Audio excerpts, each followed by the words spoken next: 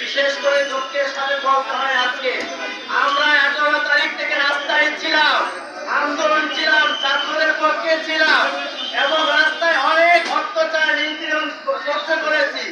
যার ফলে আজকে আমাদের যে স্বাধীনতা বলা হয়েছে, আমরা স্বাধীন করেছি, স্বাধীনতা পেয়েছি, কিন্তু আজকে আমরা স্বাধীনতা পেয়েছি, স্বাধীনতা পাই না। এই বৈষম্য দূর করার জন্য আমরা আন্দোলন করেছিলাম, মাঠে নেমেছিলাম, কিন্তু আজকে এই বৈষম্যহীনতায় রয়ে গেল। এটা বাংলাদেশ, ওলিয়াউলিয়াদের বাংলাদেশ। এই বাংলাদেশে হামলা ভাঙচুর সহ্য করা যায় না। ইসলাম শান্তির ধর্ম, সুফিবাদ শান্তির ধর্ম, মানবতার ধর্ম, কিন্তু আজকে এই শান্তির ধর্মকে অশান্তি করতেছে কারা? এই উগ্রবাদী মৌলবাদী, তারা এই অশান্তি করতেছে।